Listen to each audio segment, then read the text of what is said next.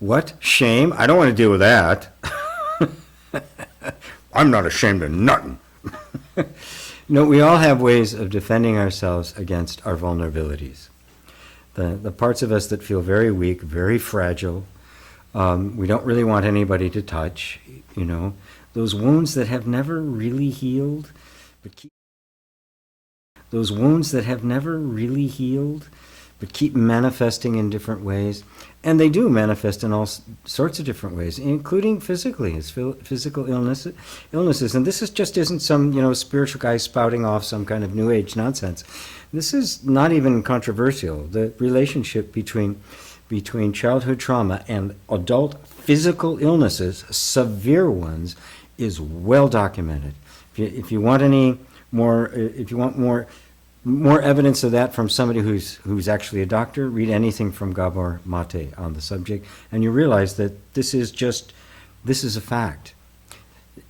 Our early childhood trauma is what affects our entire life. And what is that? What is the trauma that we experience? When we're talking about, what are we talking about? Well, we're talking about, what we're talking about is simply this: a child that gets disconnected from its own nature. That is, I'm being myself, who I am, who I really am, just naturally, innocently, purely, is not acceptable to the family, to the environment, to the culture in which I am growing up. And therefore, I have a deep inner conflict between who I actually am, which is just expressing itself without editing, and who I have to be, who I have to appear to them, to the environment, in order to get my needs met. You can see this is a world-class conflict. And of course, the body wants to survive, so in the child it just takes over. It begins to suppress natural behavior, create unnatural behavior that gets its needs met. And this is the disconnect that takes place, the soul disconnect, and this is the essence of childhood trauma.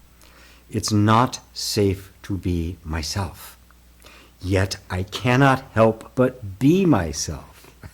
Can you see? It's a real double bind.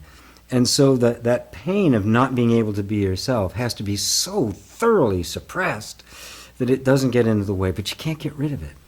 We've all felt it. We've all felt that sense that something's wrong. I know I can be more. I reach for something and it just seems to fade away. Well, the reason why is that there's something that's saying, it's not safe to be you, it's not safe to be you. That it's not safe to be you is the whole essence of shame. It's not who I really am, I can't be, because there's something wrong with me, they're broken in some way. So the remedy is very simple. First off, love. We embrace the fact that this is where we are, but also recognize that this is not my nature. This person I've had to become in order to remain safe, that my nervous system created even without my consent, that I've been inhabiting and mistaking for myself, isn't me. Now, I don't know who I am yet, but I know it's not this because I can feel it. I'm more than this. I'm better than this. There's something inside of me that is saying, come, you can be truly happy. You can be fulfilled. You can have the things that matter to you. You can be what you've always dreamt of being, because in fact, deep down, you already are. We simply have to clear away the weeds that allows you to begin to walk that path. And that's what healing shame, that is the disconnect between me and my soul, is all about. So I hope you will come and join me. It's not only is it healing and uplifting, it's fun. It is so much fun when you come to see all these things that we've been believing and they're not true. It's just like, oh my God, it's not true. It was never true about me. I really am the beautiful, pure, wonderful, loving, intelligent creature that I always thought I was, and now I can own it. So please join me.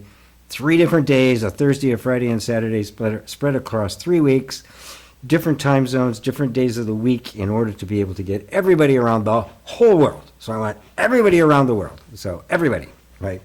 I think I have 7.6 billion seats available on Zoom. So you all got a seat. Until then, I love you all. Namaste.